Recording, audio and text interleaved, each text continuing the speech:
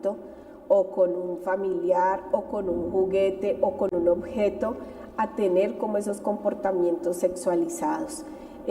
También empieza a tener un comportamiento hostil, como de rebeldía, empieza a ser un poco grosero o a no acatar la norma, a no querer ir al colegio, o empieza este niño a decir, a hablar de temas que son de adultos, de temas sexuales. Entonces empieza este niño a hablar de que, o niña que tiene novia, que tiene novio, o que tiene un amigo grande, o si en caso de que sea un adolescente, que también pasa, hay que cuidar a nuestros adolescentes.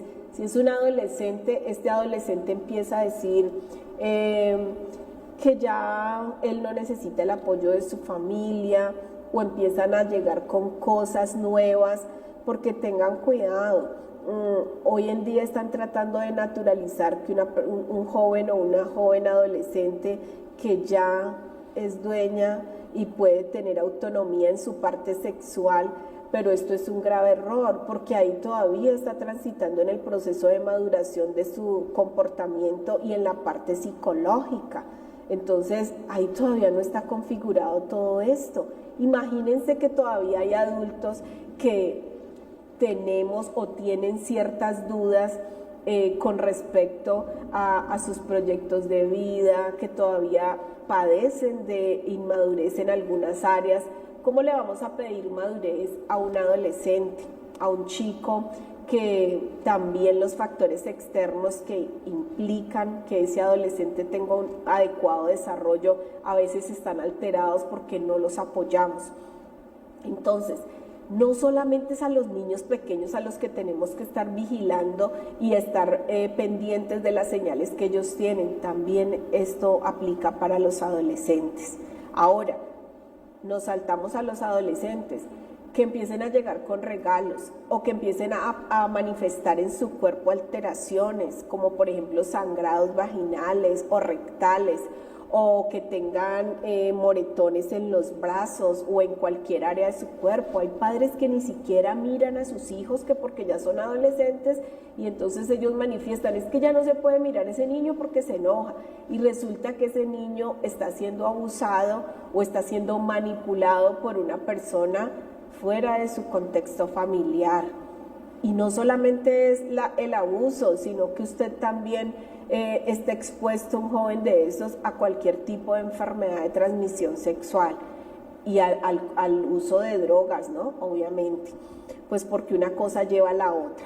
Ahora, vamos, ¿cuál es la función pericial? Sabemos que el juez, cuando ya se ha entablado la demanda y cuando nosotros, la firma de Gilmar Tafur y asociados, ya tienen como todo el proceso y nos saltamos y que ya va a haber un juicio para verificar que todas estas situaciones fueron reales, ahí es que viene la importancia del acompañamiento en las pruebas periciales. Entonces ahí es que participamos todos, los profesionales según cada rama que ya se los expliqué al principio. Entonces, ¿qué pasa? El juez es una persona que está ciega porque él no estuvo presente cuando sucedieron los hechos. Nosotros somos los ojos de ese juez. ¿Cómo? Con esas pruebas periciales.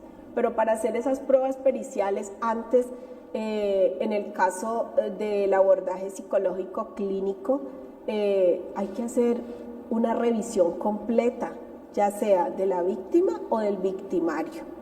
Entonces, ¿qué pasa? Nosotros empezamos a hacer ese abordaje para manifestar cuáles son las características propias de ese niño abusado, pero no solamente vamos a revisar el contexto sociocultural, sociofamiliar, cuál es la dinámica familiar, qué herramientas o qué pautas de crianza usan en esa casa, si hay violencia, si en esa casa hay buena red de apoyo familiar, si hay un vínculo fuerte.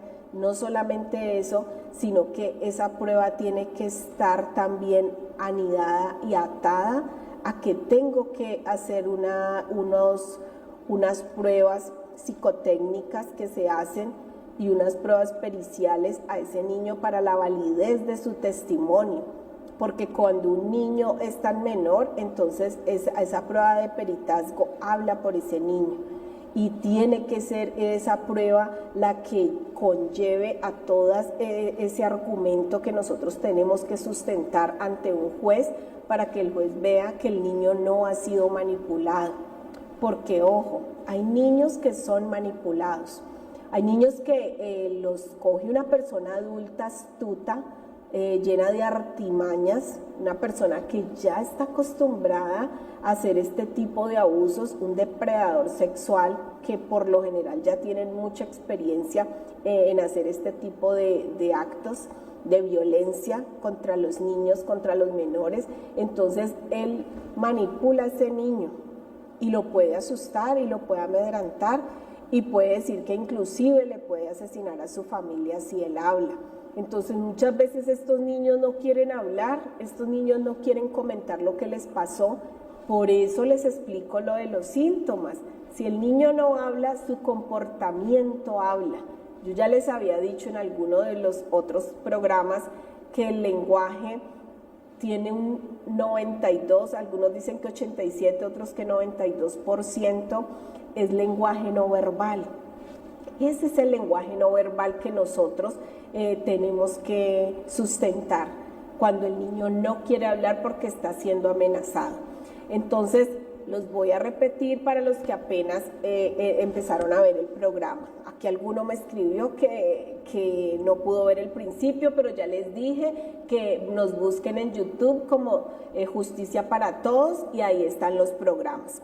Entonces, una de las principales características o síntomas que presenta el niño es alteraciones en el sueño, pesadillas, que el niño se empieza a despertar o que se levanta llorando, gritando y no quiere dormir ya solo, empieza a tener pesadillas, empieza a portarse rebelde, empieza a presentar enuresis o encopresis, que es que moja la cama o que ensucia el pantalón, empieza a presentar conductas de tipo sexualizadas o a manifestarlas con otro niño o con objetos que están cerca de él.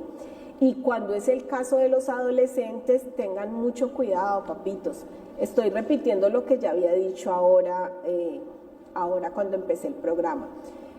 Entonces, en estos adolescentes empiezan a tener comportamientos también se retraen, ya no quieren participar en los escenarios familiares, están siempre en la habitación o están siempre muy cubiertos.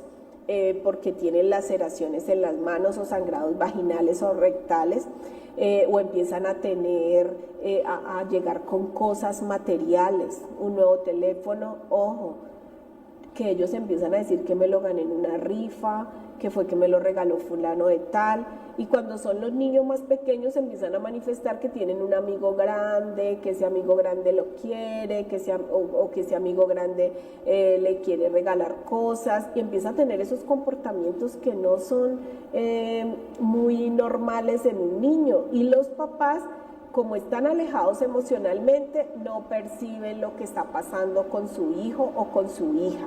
Entonces, la prueba pericial y nosotros, la firma de Gilmar Tafur, abogados asociados, y nosotros, los profesionales de apoyo y en el acompañamiento pericial, somos los ojos de ese juez. Nosotros somos los que presentamos todas esas pruebas. Por eso cuando usted ingresa con nosotros a nuestro bufet, nosotros empezamos a hacerles el acompañamiento desde el inicio para indicarle las rutas, pero también para hacer ese acompañamiento psicológico, y empezamos a hacer este tipo de pruebas. Le preguntamos qué alteraciones tiene el niño, desde cuándo el niño está así, con quién duerme el niño, cuáles son las pautas que usted usa en su casa, quién mantiene con el niño en casa, quién lo lleva al colegio, quién lo trae en caso de ser un adolescente, qué libertades tiene este adolescente, él sale solo, ustedes saben en dónde se encuentra cada vez que él pide un permiso, ustedes se lo dan, quién es el que pone o regula esos permisos en la casa hay dificultades, en todas las casas hay dificultades, pero yo siempre pregunto, ¿cómo solucionan esas dificultades? Porque a veces esa misma violencia intrafamiliar, en el caso de los adolescentes, genera que ellos caigan muy fácilmente en manos de estos depredadores.